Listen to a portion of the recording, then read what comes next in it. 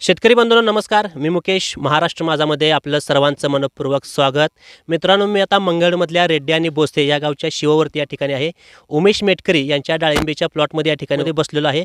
आज डाळिंबीची हार्वेस्टिंग चालू आहे. जवळपास 110 रुपयाचा या शेतकऱ्याला दर मिळत आहे. मगाशी चर्चा करत असताना शेतकऱ्यांनी सांगितलं की आधी डाळिंबीच्या आधी द्राक्ष लागवड होती, द्राक्षी होती, पण द्राक्षे काय कारणामुळे शेतकऱ्याला काढावी लागली आणि जवळपास आज 10 वर्ष 9 वर्ष झालं ही डाळिंबीची रोपं आहेत. नेमकं डाळिंबीच्या क्षेत्रामध्ये शेतकऱ्याची यशोगाथा काय असते, शेतकऱ्याने काम काय काय प्रकारचं केलं पाहिजे आणि सगळ्यात महत्त्वाचं म्हणजे मध्यंतरच्या काळामध्ये जवळपास पिन होल आणि त्या मर रोगामुळे अनेक शेतकऱ्यांच्या डाळिंबी उद्ध्वस्त झाली आणि डाळिंबी मोठ्या प्रमाणात कमी झाली. आता सध्याला बघायला गेलं तर गेली 2, 2.5, 3 वर्ष झालं डाळिंबीमध्ये मोठ्या प्रमाणात दर आहे आणि ज्या शेतकऱ्यांनी त्या काळामध्ये आपली डाळिंबीची झाडं जोपासली, वाढवली, जपली त्या शेतकऱ्यांना खरं तर आता या ठिकाणी पैसे बघायला मिळतात आणि त्या शेतकऱ्याचं तर नेमकं काय कष्ट आहे ते जाणून घेऊयाच.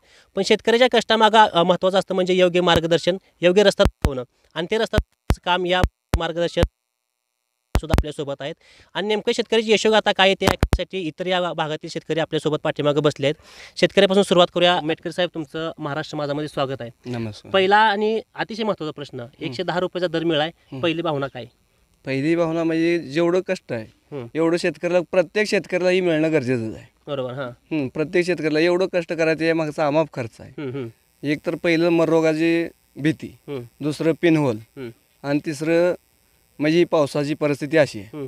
त्याच्यामुळे 110 रुपये शेतकऱ्याला एवढा काय अतिभाव असं माझ्या तर दृष्टिकोनातून वाटण्याजोगी काय एवढी हीच नाही. बरं, समाधान झाले का नाही पण एवढं? एवढ्यात कसं आहे, सध्याच्या रेटच्या नुसार समाधानकारक वाटते. बरं. खरं तर डाळिंबी लावायच्या आधी मग आपली चर्चा चालू होती की द्राक्षीची बाग होती. कशासाठी काढली द्राक्षी बाग? द्राक्षे काढली म्हणजे एक तर पाण्याचा जास्त आम्हाला ही सोर्स नव्हता त्या टायमिंगला आणि पाणी जे होतं पहिलं आमचं ते एकदम क्षारयुक्त होतं. द्राक्षीला क्षारयुक्त पाणी चालत नाही, त्यामुळं द्राक्षी किती होती द्राक्षी? 4 वर्ष द्राक्षी होती. त्यात काय पैसे काय कमवला नाही तर? पहिल्या वर्षी पैसे झालं, थोडा प्लॉट होता. बरं. अपेक्षा वाढली, लागण केली, बरं, पण पाण्याचा सोर्स नसल्यामुळे ती नंतर 1-2 वर्ष अपडाऊन काढून टाकली. डाळिंबी कसं वळला? काय कोणी ऐकलं, सांगितलं कोणी काय? नाही ऐकल्याचं काय नाही, म्हणजे असं काय, आपल्याला शेवटी शेतीचा छंद, आपण दुसरा काय व्यवसाय नाही. मग शेवटी काय तर फळबागा शेतकरी याला सोर्स येऊ शकत नाही. आधीच पाण्याची कमतरता, पाण्याची भरपूर कमतरता आमच्याकडे. त्याच्यामुळे डाळिंबी कमी पाण्यात येणारं पीक असल्यामुळे डाळिंबाकडे वळलो आम्ही. द्राक्षीपेक्षा परवडतं? द्राक्षीपेक्षा परवडते. बरं. एक तर मजूर लागत नाही जास्त याला. किती वर्ष झाड आहे ती? 9 वर्ष चालू आहे सध्या. 9 वर्ष संपूर्ण? 9 वर्ष कंपल्सरी, प्रत्येक वर्षी सक्सेस आहे. बरं. रेट काय शेवटी मार्केट आहे, वाढतं कमी होतं काय होतं तो विषय नाही, फक्त आपण पिकवणं आणि माल आणणं. तर 9 वर्ष म्हणजे बराच जुना काळ आहे. त्यामध्ये तेव्हा तंत्रज्ञान एवढी काय नव्हती, काही नव्हतं, माहिती नव्हती. नव्हती. त्या अंतराच तेव्हा कसं गणित जुळवलं? अंतर कसं होतं, आपलं द्राक्षाचं अंतर होतं पहिलं. मी काहीच केलं नाही, द्राक्षे उपले हा या जागेला रोपं आणून लावली. किती बाय कितीवर आहे आता? खाल्ला प्लॉट आहे ते 10-7.5 वर आहे आणि वरली जी आहे ती 12 लाईनी, ती 10-5 वर आहे. त्या दाट झाले भरपूर. हां, दाट झाले भरपूर. तेव्हा माहितीच नव्हती? माहितीच नव्हती, पण आपल्याला काय दाटचा काही त्रास नाही. आता तुम्ही सध्या प्लॉटमध्ये फिरला, काय माल अंतर असलेल्या भीतीच आहे. मला माझ्या दृष्टिकोनात तर मला तर काय असं वाटत नाही बाबा मला काय ह्यातनं कमी भेटतंय पीक, असं काय त्रास होतोय. फक्त फवारणीचा त्रास होतोय, का तर झाडाची हाईट गेली, का तर अनुभव नसल्यामुळे झाडं हाईट गेली होती, असं काय वाटत नाही. मग त्यानंतर ही 2 वर्ष झालं, आता ही नवीन प्लॉटची लागण केली. बरोबर. आता ह्याला डिसेंबरमधली हे इत्रेला ह्या भागात. मग आणि घ्यायला आजच्यापासून 1-1.5 महिना अवकाश आहे. झाड आहेत सगळी? ही 1200 झाड आहेत, ही चालू हार्वेस्टिंग मधली 1200 झाड आहेत. हां, आणि ही 800 झाडाचा प्लॉट आहे. ही नवीन मधला जे आहे ती 800 झाडाचा प्लॉट. तर सगळ्यात महत्त्वाचं असतं रेस्ट पिरियड मध्ये काम करणं. जेवढं तुम्ही रेस्ट पिरियड मध्ये काम करसाल तेवढं तुम्हाला अधिकचं उत्पन्न मिळतं. काय काय काम केलं रेस्ट पिरियड मध्ये? डाळिंबीचं कसं आहे, माल गेल्यानंतर काय काय शेतकरी हाय असा प्लॉट मोकळा सोडून देतात. मोकळा कधीच प्लॉट सोडायचा नाही. माल गेल्यानंतर काय करायचे, झाडाला बोडात फुटलेलं आहे ते काढायचा, परत वरखताची एखादी डोस टाकायची. जी शेतकरी झाड आहे ती ज्या वयाची आहे ती झाड, बाबा 3 वर्षाची, 2 वर्षाची, वर्षाची, त्यानुसार तुम्ही शेतकऱ्यांनी डोस टाकून घ्यायचा. त्याला मिक्स डोस आपला काय असेल ते. बेसल डोस मध्ये काय टाकलं? बेसल डोस मध्ये लिंबोळीचं काम काय होतंय ते, एक तर त्यात कडूपणा असतोय. आता पिनहोलसाठी, खोडाळीसाठी भयानक लिंबोळीचं काम असतंय. सुपर फॉस्फेट जे असते ते रानाला पुकळे आणतंय. 10-26, 18-46, परत मिक्स मायक्रोनेट. शेणखत काय किती टाकलेलं? शेणखत टाकतोय भरपूर. आपल्याकडे कसं आहे, जनावर भरपूर असल्यामुळे काय असं मोजून कधी मी टाकत नाही शेणखत. जे आता हाय ते असं डायरेक्ट का नाही, पाटी असो कशाने बी असो, जेवढं टाकावं तेवढं मी शेणखत टाकतो. असं कमीत कमी एकरी 4 ट्रॉली तर शेणखत पाहिजे. शेणखताचं मोजमापच नाही का? नाही, शेणखताचं मोजमाप नाही बागाला. बर 99% शेतकऱ्यांनी शेणखत भरपूर वापरावं एवढं म्हणणं आहे. बर तर आमच्याकडले भागातले शेतकरी बरंच कच्चं शेणखत भरपूर वापरते. याचा काय कच्चा काही उपयोग नाही, त्यापासून रानाचे उलट हे होऊ शकते. आपण कसं एखादं निर्जीव आहे ती पूर्ण कसं निर्जीव होत जाते असं होऊ शकते. कच्चे पिकलेलं शेणखत पाहिजे. आता हो का समोर इथं ढेग आहे, बर हा ही शेणखत काढून टाकलाय बाहेर. आता हे परत पुढच्या भागाला टाका. आता ही समोर ही माल जर गेला का ह्याला शेणखत भरायचा. बर शेणखत पिकलेलं शेणखत शेतकऱ्यांनी भरावं. बर कच्च्या शेणखतात कसं असतं, नुसतं वलच असतं, त्या डायरेक्ट त्यात काही मिक्स झालेलं नसतं. बरोबर. डाळिंबीमध्ये सगळ्यात महत्त्वाचा विषय म्हणजे छाटणी पण तेवढीच महत्त्वाची विषय असतो. चटणी महत्वाची. आमच्याकडली भागात छाटणी बघितली तर वेगळी छाटणी असते. तुमची छाटणी चांगली केली म्हणजे काय तुम्ही सांगितलं त्यांना छाटणी कशी करायला? हो, सांगायची चटणी कसायची. बरंक्या काड्या आहेत, त्या वाळलेल्या काटा आहेत, हाईट जाऊ द्यायची नाही, एकदम व्यवस्थित पिकलेली काडी. बर पहिली महत्वाचा मुद्दा म्हणजे आपण काडी कशी बनवतो ह्याच्यावर छाटणी बी अवलंबून असते. बरोबर हा नाही नुसतंच आपण मोकळी झाडं सोडली वाळलेली असल्यावर छाटणी व्यवस्थित होते, त्यांना घेताच येत नसते छाटणी. इथलं कधी मारलं याचं किती तारखेला? हे जे इतरेल नोव्हेंबरच्या 5 तारखेचं आहे. 5 नोव्हेंबरला. 5 नोव्हेंबरला इतर कंपल्सरी पहिल्यापासून 5 नोव्हेंबरचं इतरेल असतं. म्हणजे 8-9 वर्ष झालं तुम्ही 5 नोव्हेंबरला इथलं हे मारलं. 4 वर्षात या 5 नोव्हेंबरला चालू केले. आधी जूनमध्ये होतो. बर जूनमध्ये रेट काय गावाना, मग जून सोडला आणि परत आता डायरेक्ट नोव्हेंबरला आलं. बर आता नोव्हेंबरचा शेड्यूल आहे ह्याला. नोव्हेंबरचा. हां, सगळ्यात महत्त्वाचं कोणता योग्य शेड्यूल म्हणजे डाळिंबी धरण्यासाठी? काय ज्या त्या भागात शेतकऱ्यांनी वेगवेगळं करावं? कसं असतं शेतकऱ्यावर थोडं अवलंबून असतं. शेवटी काय मार्केटकडे बी थोडं बघायला लागतं. आता काय शेतकरी कधी बी पाणी झालं कधी बी धरायला लागले. बरोबर, आता काय असा विषय राहिला नाही. एक 3 भर असं आले होते की एक ऑगस्ट भर एक, आणि आम्ही धरतो हे नोव्हेंबर भर एक, आणि जूनचं कसं 99% काय लगेच रन नाही. बरोबर हा आणि ह्या बहारला त्रास कमी होतोय. रोगाचा काही संबंध येत नाही, तेलकट अजिबात नाही. तुम्ही लिक्विड पोत्यान सोडा, काही प्रकार येत नाही. बर तेलकट काहीच येऊ शकत नाही. इथं तुम्हाला तेलकट एक तर फळावर कुठं दिसलं, तेलकट नाही, कोजवं नाही, पाकळी कोज नाही, त्या काही विषयावर तर आपण तेलकटवर जाणार आहे. तेलकटसाठी तुम्ही काय केलं ते प्रश्न पण महत्त्व असणार आहे. होय. ज्यावेळेस त्या इतरेला मारलं पहिलं पाणी कधी दिलं तुम्ही? काही इतरेल मारायच्या अगोदर का नाही 24 तास म्हणजे असं भरपूर पाणी सोडलं होतं प्लॉटला. इथलं मारायचं 1 दिवस. एक दिवस भरपूर पाणी सोडलं होतं. फुल बाग गार डुंबगार करून ठेवलं. आता बघितलं झाडं तुमची जुनी येते एकदम, झाडं मोठी झाडं येते, सेटिंग भरपूर दिसतंय. एवढं सेटिंग होतं का काय तोडलं अजून त्यातलं काय? नाही तोडलं नाही, हा एवढं सेटिंग आहे. किती आहे सरासरी एका झाडाला? एका झाडाला 80, 90, 100च्या आसपास आहे सेटिंग. 80-90 आहे. होय. तर मागाशी आपण वजन काट्यावर सुद्धा केलं, जवळपास किती किलोच वाटलं ते? एक 500, 400, 550, एक 50% माल ह्या साईजचा निघतो. म्हणजे अर्धा किलोच्या आसपास एक डाळिंब गेले. गेले. बर खरं तर नंतर सगळ्यात महत्त्वाचा तुम्ही तेलाचा विषय काढलाच. तेल्यामुळे तर शेतकरी अनेक हैराण झाला. शेतकऱ्याचं पाक तेल्यामुळे मोठ्या प्रमाणात नुकसान होतंय. चांगलं पिकवतोय, चांगलं आणतोय, पण त्या तेल्यावरती अजून औषध निघलं नाही. काय प्रयोग केला तेलासाठी? एक डाग तुम्ही आज बागत पूर्ण फिरलो, तेलाचे 1 पॉईंट कुठं सापडलं नाही. तेलकटसाठी पहिलं झाड स्ट्रॉंग पाहिजे, ताकद पाहिजे झाडात.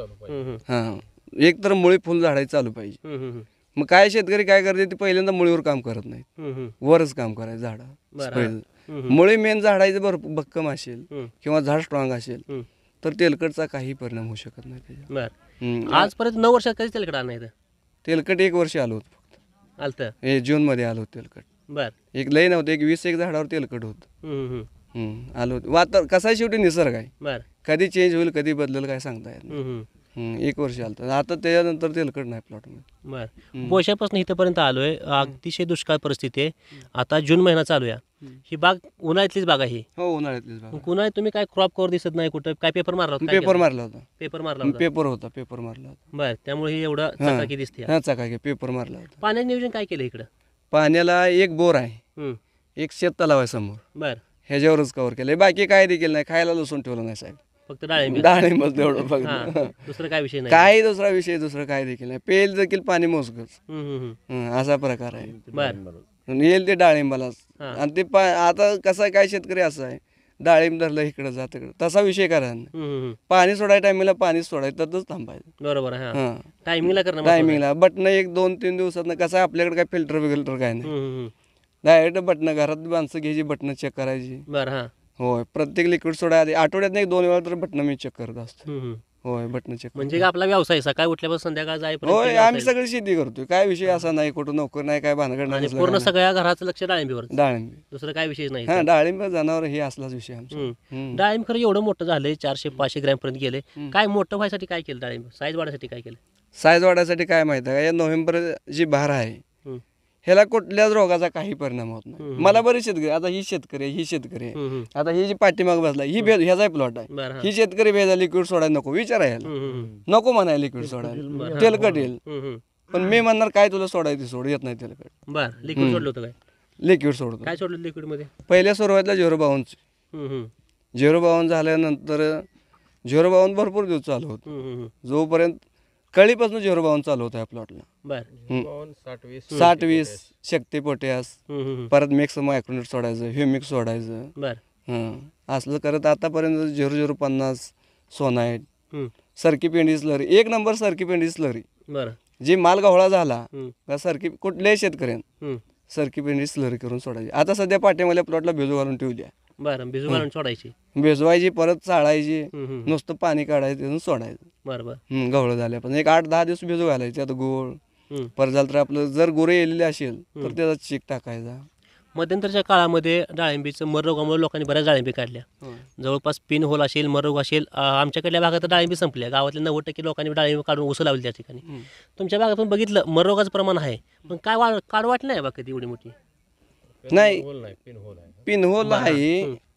कसं होतं माहिती आहे का, सुरुवातीला जे पिनहोलचं प्रमाण आलं त्या टायमिंगला झाडं एकदम स्ट्रॉंग होती, पण झाडाला हिरवापणा खालनं खोडाला येत होता. कुठल्याही शेतकऱ्यांनी जे बघितलंय हिरवापणा, पण त्या टायमिंगला पावसाळा भरपूर झाला होता. ही नेमकं पावसामुळे झालाय का पिनहोल न झाला हे कुठल्याच शेतकऱ्याला समजलं नाही सुरुवातीला. मग ज्या टायमाला झाडं मारायला लागली, मग झाडं मारल्यावर परत ही दुकानदाराकडे प्रत्येक शेतकरी जाऊ शकला. मी असो, इतर कोण बी शेतकरी असो, दुकानदाराकडे जाऊ शकतो. मग दुकानदाराने ह्याच्यावर थोडं औषध दिली, ही केलं ती केलं, पण ती ज्या टायमाला परत नंतर शास्त्रज्ञ 12 भानगडे हे झाल्यावर मग समजलं बाबा ही पिनहोल आहे. मग त्याच्यावर मग ही पिनहोलसाठी मग स्प्रे चालू झालं, खालनं ड्रीपमधनं चालू झालं. काय करता पिनहोलसाठी त्याला?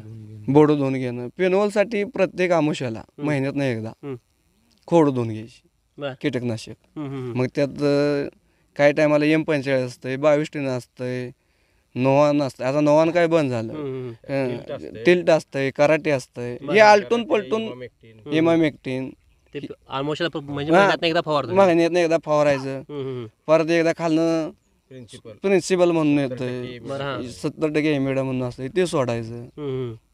असं चालू. आता झाडं बघितलं तर भरपूर जुनी वाटते ती. अजून किती दिवस ठेवायची? अजून झाडं तशी ठेवायला काही अडचण नाही झाडांना.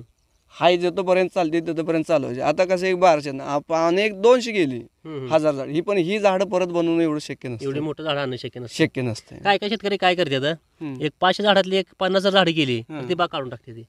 नाही, तसं नको आहे शेतकऱ्यांनी. एवढी मोठी झाडं आणणं सोपं नाही. सोपं नाही. बरं, आता खरं तर आपण उत्पन्न आणि खर्चावरती येऊया. जवळपास किती टन माल निघेल वाटतं? माल एक 16 ते 17 टन माल निघाले. 17 टन माल निघाल. हो. बरं, जवळपास 110 रुपयाचा रेट आहे. हां, सध्या 110. आता एकच झाला, ही पहिला तोडा 110 गेला. आता कसं आहे, मार्केट जर ह्यात रिवर्स आलं तर कमी होऊ शकेल. सरासरी 100चा रेट ठरला तरी वाढलं तर हाही 110 पेक्षा बी भला आणि 115 बी जाऊ शकेल. शेवटी आपण जो पिकवायला मालक आहे, मार्केटचा आपण कोण आहे का? पिकून आपल्या हातात विकणं नाही. विकणं नाही. बरं, सरासरी 100चा जर धरला तर 16 टन म्हणल्यावर 16 लाख रुपये खर्च किती झाला एवढ्या बागाला? ह्या दोन्ही प्लॉटचा खर्च आहे. ह्या प्लॉटचा फक्त आता जाणाऱ्या प्लॉट? ह्या प्लॉटचा शेणखत घरचा आहे, तो काय विषय नाही. छाटणीला एक 20,000 रुपये गेले. वरखाचा डोस एक 30,000 रुपये टाकला होता, आणि औषधी 1 लाख रुपयाची. एक 1.5 लाख रुपयेपर्यंत याला खर्च आहे. 1.5 लाखामध्ये 16 लाखाचं उत्पन्न आहे. लय परवडते मग. परवडते साहेब. कष्टाचं काय मग? कष्ट घरचं आहे सगळं. कधी 9 वर्षात फटका बसला या? 9 वर्षात एकदा फटका बसला, ते बी 2 महिन्यात बसल्यावर. 2 महिन्यात इत्रेल मारलं होतं, काडी बनवली, लगेच धरले. असा काय फटका मला तर डाळिंबीत जाणवलं नाही. बरं, 9 वर्ष डाळिंब फायद्याचं आहे. फायद्याचं थांबायला नाही. खरं तर तुमचा 9 वर्षाचा अनुभव आहेच, पण सगळ्यात महत्त्वाचं अजून ह्यामध्ये काम केलेली माणसं असतात, ह्या क्षेत्रात त्यांना अनुभवी माणसं असतात. जसं लाड साहेबांनी, कसं लाड साहेबांचं मार्गदर्शन कसं असतं इथं? एक नंबर लाड. आता कसं आहे माहिती आहे का, आम्ही काय करतो, आता ही माल घ्यायला ह्यांच्याकडे जायचं, डोस टाकायचा. मग ह्याने काय करते, ती जी बेसल डोस आहे ती बाबा झाडाला विचारते, बाबा आपल्याला कितीपर्यंत, झाडाला अर्धा किलो, पाव किलो कितीपर्यंत टाकायचं आपल्या पाण्यात सोड. महत्वाचं म्हणजे ही आता सध्या अनेक पाऊस नाही आमच्याकडे, पूर्ण मोकळा आहे. मग ही पाण्याच्या परिस्थितीवर बाबा 1 तास रोज तुझं पाणी पडत असेल तर त्या हिशोबाने डोस देतील, जी बेसल डोस आहे ती. मग ती डोस आणायची. परत रेस्ट पेडला काय स्प्रे आहे ती दोघांच्या विचारानं शेतकरी एकटा हा विचार एवढा होऊ शकत नाही. त्याला नुसतं केवळ दुकानदाराच्या विचारावर ही गोष्ट होऊ शकत नाही. शेतकऱ्याचा अनुभव जुना असते तर नवीन अपडेट आले असते, नवीन औषध हां. मार्केटमध्ये त्याची माहिती शेतकऱ्यापर्यंत नसते. हां. माहिती नसते. हे लाड साहेबांनी काय व्हिजिट होती काय होती? हो, व्हिजिट होती. प्रत्येक सुरुवातीला सेटिंग होईपर्यंत प्रत्येक 4 ते 5 दिवसाला यांची व्हिजिट असायची. हम्म. मग सेटिंग झाल्यावर कसं असायचं, हळूहळू कमी होत होत परत 15 दिवसातनं महिन्यातनं. हम्म. आता पेपर काढायच्या आधी एकदा बोलवून घेतलं, आता हे शेवटचं. हम्म. मग पेपर काढायच्या आधी एक दिवशी बोललो, बाबा ही अशी परिस्थिती आहे, पेपर काढलं तर चालतेलं. हम्म. मग सगळ्यांनी आम्ही शेतकरी बोलवून विचार केला, पेपर काढला. परत पेपर काढल्यावर एकदा बोलवलं. हम्म. मग असं करून मग आता मला आपला द्यायला आलाय, काय अडचण नाही, व्यापारी कोण असेल तर बोलवून देऊन टाकू, असा विचार करून हे झालं. म्हणजे दोघांच्या सहमतानं सगळं झालं. नाही सहमत सगळे शेतकरी, काय जरी इथं अडचण आली एकमेकाला, बाबा असं झालं तर एकमेकाला शेतकरी संपर्क करून ही फवारलं स्प्रे ती फवारलं, एकमेकाला शेतकऱ्याची मिळल्याशिवाय ही प्लॉट येऊ शकत नाही. नुसतं एक शेतकरी ही असा विषय येऊ शकत नाही ह्या गोष्टी. लाड साहेबांचं मार्गदर्शन घेतल्यामुळे एक फायदा झाला वाटतं का? हो, 1 नंबर फायदा झाला सर वाटतं. हम्म. एकदम 1 नंबर. जवळपास 1.5 लाखाचा खर्च आहे तुमचा हो. आणि 15-16 लाख म्हणजे 14 लाख रुपये अगदी 6 महिन्यात तुम्हाला राहिले तिथं. होय पैसे भरपूर झालेत. होय. ठीक आहे. आणि म्हणणं झालं शेतकऱ्याचं कष्ट ह्या सुद्धा पाठीमाग महत्त्वाचं असतं. खर्च उत्पन्नावर येतो. उत्पन्न दाखवायचं कारण काय, खरं तर या पाठीमागचा विषय असतो की ह्याच्या आतली मेहनत दाखवणं महत्त्वाचं असतं, केलेलं कष्ट महत्त्वाचं असतं.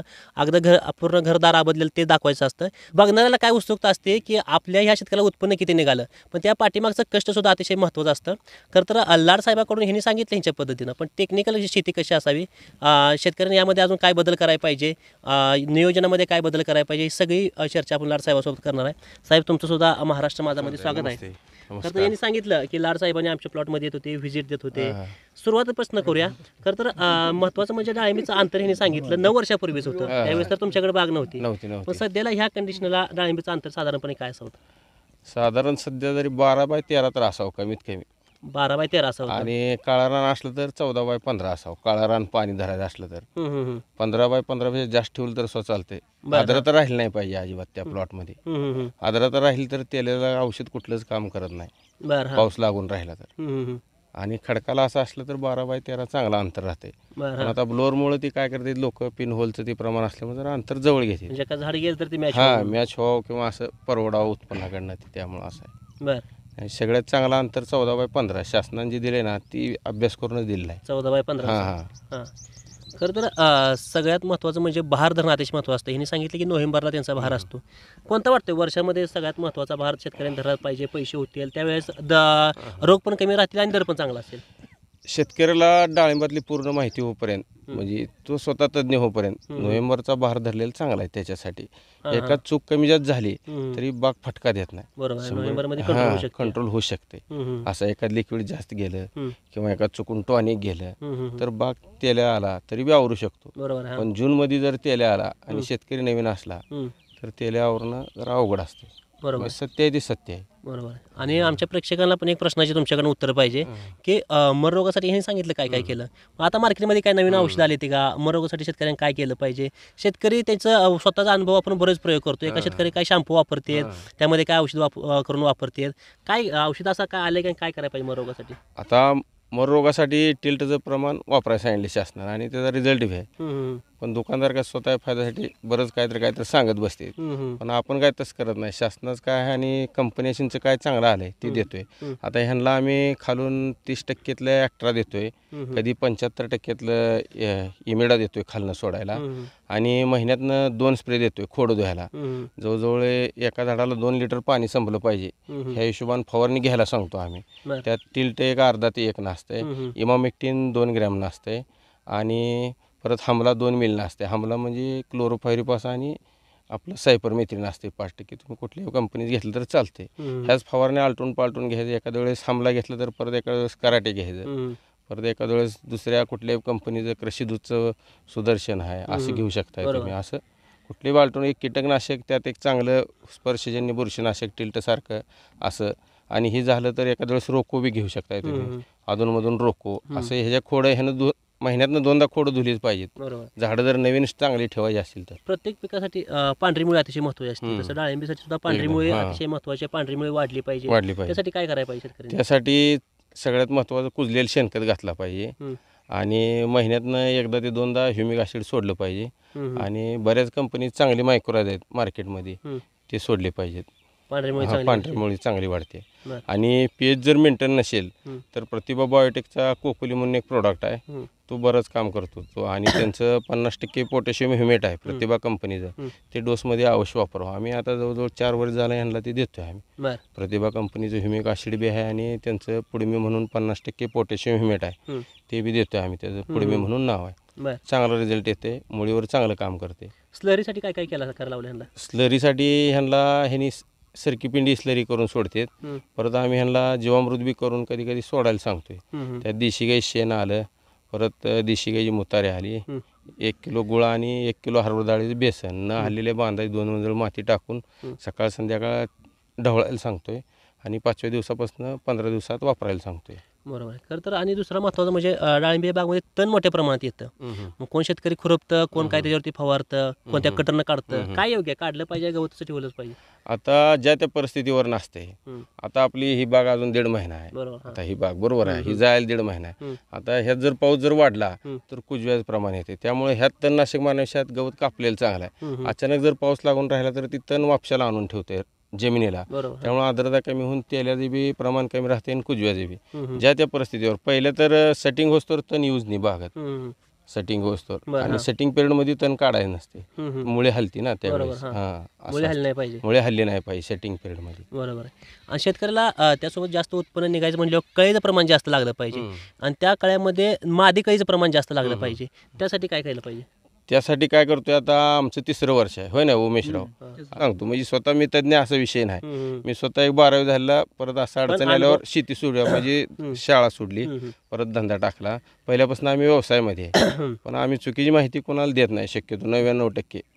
4 पैसे मिळायसाठी असं आपण काय उद्योग करत नाही. त्यात प्रतिभा कंपनीच्या मोरे साहेबांचं भरपूर सहकार्य असते आम्हाला. आणि थोरात साहेब म्हणून एक आहेत, इंडोफिलचे घोलप साहेब म्हणून एक आहेत, त्यांची स्वतःचे एक 6000 झाड आहेत, त्यांनी वेळोवेळी मार्गदर्शन करतात. अजून 1-2 दुकानदार आहेत चांगली, जे स्वतः कन्सल्ट ॲग्रोनॉमिस्ट आहेत, ते बी मार्गदर्शन करतात आम्हाला चांगल्या प्रकारे. बागामध्ये ज्यावेळेस कळी लागेल त्यावेळेस नरमादी असताना मधमाशीचं महत्त्व त्या ठिकाणी महत्त्वाचं असतं. आपल्या महाराष्ट्र माझावरती मधमाशीसाठी एक सेपरेट व्हिडिओ बनवला आहे. काय मधमाशीसाठी शेतकऱ्यांनी काय केलं पाहिजे? काय वेगळ्या फवारणी केल्या पाहिजे का मधमाशीसाठी? तुम्हाला सांगा, किती मधमाशी नसलेले प्लॉट, एकदम सोपं कमी खर्चाचं औषध म्हटलं तर आम्ही नेहमी म्हणजे प्रयोग केलेला ताक, गुळ आणि दालचिनी पावडर हे एक आम्ही वापरतो मधमाशी यासाठी. आणि सगळ्यात महत्त्वाचं आम्ही काय करतोय, संध्याकाळच्या वेळेस 1-2 किलो गुळ पत्र्या डब्यात जाळतोय, त्याच्यामुळे बी मधमाशी येते. आणि ती ताक, गुळ आणि जी आपण दालचिनी पावडर मिक्सर केलेलं असते ती 200 लिटर पाण्यात टाकून आम्ही फवारतोय. 200 लिटर त्याचं मिश्रण असते, ती बऱ्याच शेतकऱ्यांना सगळं त्याचं प्रमाण माहीत आहे. ती फवारायचं आणि त्यातलं एक 5-10 लिटर पाणी घ्यायचं आणि ते आपण बाटलीत भरून ठेवायचं आणि बागेत एक 5-10 ठिकाणी गोनपाट फाडून अडकावायचं आणि त्याच्यावर रोज सकाळी ती वाचायचं, कारण ती वाळते ना. रोजच्या रोज सकाळी वाचते, स्मेलनं बरोबर मधमाशी येते. आणि मधमाशी याच्या 15 दिवसा पिरियडमध्ये आपण उग्र कीटकनाशक वापरायचं नाही. उग्र कीटकनाशक वापरायचं मरू शकते, येतच नाही. त्याला एकदा वास लागला ती येतच नाही, निघून जाते. म्हणजे मधमाशीचं महत्त्व भरपूर आहे. मधमाशीचं महत्त्व, मधमाशीशिवाय सेटिंगच होत नाही प्लॉट, होत नाही. तर त्या भागासाठी अजून कुठे पेट्या पण मिळते, बरेच शेतकरी पेटे बी आणल्या होत्या मागच्या वर्षी यांच्यासाठी. ह्या वर्षी आम्ही ती पहिल्यापासून आम्हाला ती झटका बसला होता मागच्या वर्षी, त्यामुळं लेट झाल्यामुळं आम्ही ह्या वर्षी पहिल्यापासून आम्ही मधमाशीसाठी फवारणी घेतल्या. परत ती गोनपाट वापरलं, परत वेटशीट म्हणून धानुगाचं एक स्टिकर आहे, संत्र्याचा वास आहे, ती 2 वेळा वापरलं. त्यामुळे मधमाशी भरपूर आली. मधमाशी मी फिरायला येत नव्हती ह्या बागात, एवढी मधमाशी होती मोठी. ठीक आहे. कळी निघायला आम्ही प्रतिभा कंपनीचं बंपर म्हणून एक औषध आहे, त्यात अमिनो ॲसिड नाही, सीविड आहे, ती एक चांगलं आहे. त्यांचं ब्राशिका म्हणून एक पावडर आहे, टॉनिक आहे. आणि त्यांच्याच कंपनीत 05234 डबल ड्राय मधले एकदम चांगल्या क्वालिटी आहे. कळी फेकाय ती चांगलं काम करते. जवळजवळ आमच्या 10 प्लॉट आहेत, 10 प्लॉटला ती दिलंय. त्यांना अशी कळी एकदम चांगली निघाली, एक ठिकाणी 10 कळ्या सेटिंग झाली. ती तुमच्या ह्या प्रतिनिधीनं आता नवीन प्लॉट मध्ये दाखवले. म्हणजे त्याचा रिझल्ट आहे. आता ह्यांच्या झाडावरती जवळपास 80-90-100 पर्यंत फळ आहे. ह्या झाडा 9 वर्षामध्ये ती फळ योग्य आहे, जास्त पाहिजे, कमी पाहिजे, कसं आहे? नाही, योग्य आहे तसं. कारण ह्यांची झाडं कसं आहे, जातीत बी तेवढ्याच प्रमाणात आणि परत चालू बी तेवढ्याच प्रमाणात. आता 200 झाडं गेलीत म्हणते त्यांनी, पण महागडण्याने 80-90 तयार बी केली ती, म्हणजे ती अजून आता येते ती. म्हणजे असं ह्यांच्यात मर रोग नाही, म्हणजे महत्वाचं सांगायचं म्हणजे ह्यांच्यात पिन होल आहे. पिन होलनं काय होतंय, फक्त खोडापर्यंत जाते, पण नवीन परत फुटवा निघते, परत त्यांनी त्याचं लगेच झाड तयार करते. असं चालू आहे 9 वर्षात ह्यांचा प्रयोग. तेच झाड चालू आहे, असा प्रयोग चालू आहे. बऱ्यापैकी सक्सेस झाले ह्यांच्यात. आता तुम्हाला बऱ्यापैकी झाड आता तुम्ही मगा जे शूटिंग केलं ते पिन होलचं झाड तयार केलं होतं. एक तुम्ही खोड घेतलंय ना, ते पिन होलनं कट झालेलं त्याला नवीन आता झाड चांगला तयार माल झालं, लागलाय. माल लागलाय. त्यांनी शूटिंग केलंय तुमच्या बरोबर. माणसांनी. हां म्हणजे जरी पिन होलचा त्रास असेल तर शेतकऱ्याने खालनं पूर्ण कट करायचं हां कट आणि परत करायचं. ते झाड आहे असं वाढवायचं. हाय असं वाढवायचं. पिन होलचं झाड आहे ती परत फुटून येते. मग रोगचं झाडच फुटत नाही. आणि मग रोग आणि पिन होल असेल तर ते झाड तिथून फुटतच नाही. नुसतं जर तुमच्या रानात पिन होल असेल तर त्याला दुसरा फुटवा निघतो, त्याचं तुम्ही झाड तयार करू शकता. पण त्याच्यासाठी कंपल्सरी तुम्ही 2 महिन्यातनं फवारणी घ्या. परत ह्यांनी जसं सांगलीनं हळद आणून टाकली, हळद पावडर, तशी हळद पावडर आणून टाका. हळदचं ह्या काय वर्षी वैशिष्ट्य असते? हळद म्हणजे आयुर्वेदिक आहे ना, त्यात कडूपणा भरपूर असते. ते निमॅटोडला काम करते आणि बऱ्यापैकी कीटकनाशकला काम करते. आणि ज्यावेळेस आपण 2 लिटर पाणी खोडाला संपवतोय त्यावेळेस त्या हळदचा कडूपणा बी तिथं खाली मुळीला जातोय, बरं. मुळी बी चांगली राहते. बरोबर. आणि शेवटचा एक प्रश्न, नवीन जी डाळिंबी लावणार शेतकरी आहेत ती किंवा नवीन पोर डाळिंबी क्षेत्रात येणार आहे ती, त्यांच्यासाठी काय संदेश द्याल? करायचं झालं तर त्यांनी जेवढं त्यांना स्वतःला व्यवस्थित होते तेवढंच करावं. आणि स्वतः बागेत थांबायची तयारी असली तर करावं. जमीन एक चांगली असावी, एकदम खडकाची, आणि अंतर जमिनीनुसार ठरवावं. त्यानं लावली म्हणून आपण लावणे. आपली काळी जर जमीन असली तर भरपूर विचार करून अंतर जास्त ठेवून लावावं. कारण आमच्यात बऱ्याच शेतकऱ्यांनी, मोठ्या शेतकऱ्यांनी 30-30 एकर बाग लावून सोलापूरचे शास्त्रज्ञ बोलवून परत काढली आहे बाग, सक्सेस झाली नाही. बरोबर. हां, असं नियोजन असलं. नियोजन म्हणजे सक्सेसच नाही झालीच नाही सक्सेस. काळा रान पूर्ण होतं, अंतर जवळ होतं आणि आर्द्रता जास्त असल्यामुळे कधी त्यांना सक्सेस झाले नाही. जवळजवळ त्या एका शेतकऱ्याचं 50-60 लाख रुपये गेले त्यावेळेस. ठीक आहे. ह्यांनी शेतकऱ्याला जसा संदेश दिला तसं शेतकऱ्याला संदेश काय देतो ते बघूया. काय सांगताल, नवीन जे पोरं असतील किंवा नवीन शेतकरी डाळिंबीकडे वळणार आहेत त्यांना काय संदेश द्याल? नवीन जी आताची पिढी जी ह्याच्या डाळिंबी क्षेत्रात जी जाणार आहे, महत्त्वाचा पहिला मुद्दा म्हणजे त्यांच्यात कष्ट करण्याची ताकद पाहिजे. किंवा जमीन आपली कशा पद्धतीची आहे, पाण्याचा सोर्स कसा आहे आपला. ते झाडं नुसती लागण करून उपयोग नाही. लागण केल्यापासून त्याला काय लागतंय, पहिल्याने डाळिंब असं पीक राहिलं नाही बाबा, सहजासहजी ही गोष्ट राहिली नाही. हां, त्यासाठी शेणखताचा व्यवस्थित वापर, टायमिंग टू टायमिंग स्प्रे. असं आहे काय शेतकरी, आता मी पहिल्या वर्षी प्लॉट 9व्या महिन्यात धरला, 9 महिन्यात. मग काय शेतकरी आता वर्ष 1.5 वर्ष देखील धरू शकत नाही. बरं. हां, असं झाड तयार करू शकत नाही ते. मग टायमिंगला पाणी. मग काय शेतकरी असाही संध्याकाळी पाणी सोडायचं, जायचं, रोप आहे त्याला काय होतं. पण ते लहानपणी जर त्यात तेल्या घुसला खोडात ते सक्सेस होऊ शकत. हा प्रकार आहे सगळे घरचं. आणि कसं आहे, सध्या रोजगारी भयानक झालं. रोजगारी ज्यावर शेती करायचा हा विषय राहिला. स्वतः आबदणार असला ठीक. स्वतः आबदणार असेल तरच शेती आहे. एक तर लाईटी अशी येत्या, रातचं लाईटी येत्या. मग काय शेतकरी लांब आहे म्हणून रातचं मोटर चालू करायला जाऊ शकत नाही. मग त्यासाठी रात्रीचं दिवस असो रातचं असो. डाळिंबीत खर्च लय मग तुमच्याकडे बघितलं 1.5 लाखाचं खर्च तुम्ही एवढं उत्पन्न. कसं आहे माहिती आहे का, स्वतः अनुभव असल्याशिवाय कमी खर्चात यायचं पीक राहील. कसं आहे, मग त्याच्यावर कोण मास्तर ठेव, ते मास्तर गेलं एका फवारणीत 10 औषध देत. बरोबर. मग असा प्रकार आहे. मग ते दुकानदार, मग काही दुकानदार असे त्यांना तर डाळिंबीतलं काही माहिती नाही. डाळिंबीत सहजासहजी सक्सेस होणं एवढं सोपी गोष्ट नाही. बरोबर आहे. हां, कोण दुकानदार असो, शेतकरी असो, तुम्ही आम्ही असो, तेवढं सोप्या गोष्टी नाही त्या डाळिंबी. अनुभव स्वतःचा 50%. बरोबर आहे. हां, आणि त्यात दुकानदार 50%.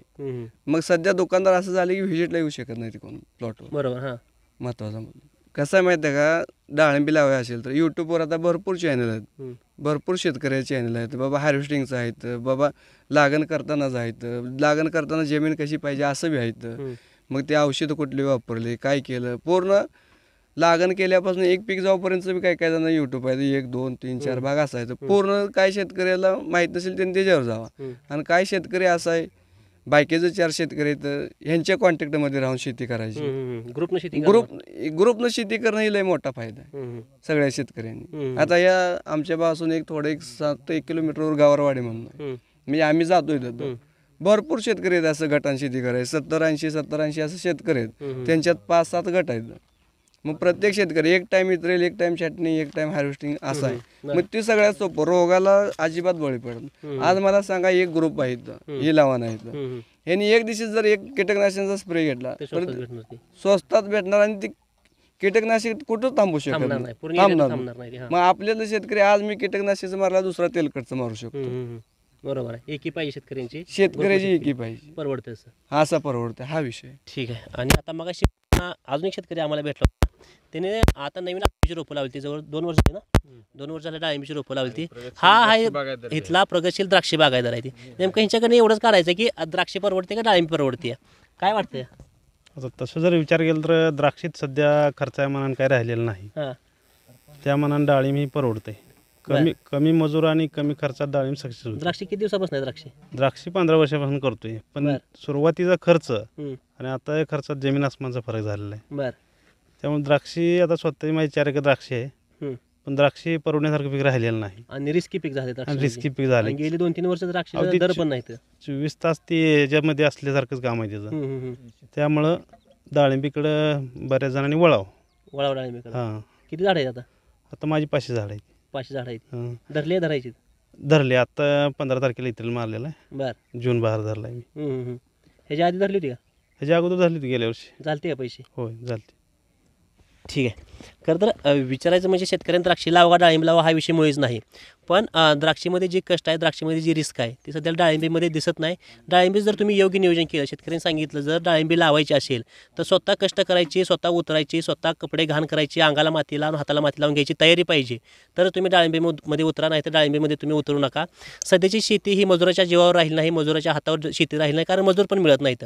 त्यामुळं डाळिंबीकडे जर तुम्हाला वळायचं असेल तर महत्त्वाचं म्हणजे 4 लोकांना भेटा, 4 लोकांच्या डाळिंबीच्या प्लॉटमध्ये जावा, तिथल्या लोकांचा अनुभव घ्या, काही टिप्स काढा, अनेक लोकांना भेटा, दुकानदाराला भेटा, औषधाची महत्त्वाची माहिती करून घ्या आणि मग या डाळिंबी क्षेत्रात उतरा.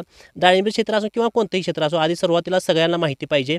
खरं तर शेतकऱ्यांना जाता शेतकऱ्यांनी शेवट करताना सांगितलं की 111 रुपयाचा दर मिळाला आहे, जवळपास 16 टनाचा माल त्या ठिकाणी निघेल आणि 16 लाखाचं उत्पन्न शेतकऱ्याला आज मिळणार आहे आणि त्यातला 1.5-2 लाखाचा खर्च गेला तर 14 लाखाचं उत्पन्न शेतकऱ्याला आज या डाळिंबीनं फक्त 6 महिन्यात त्या ठिकाणी मिळणार आहे.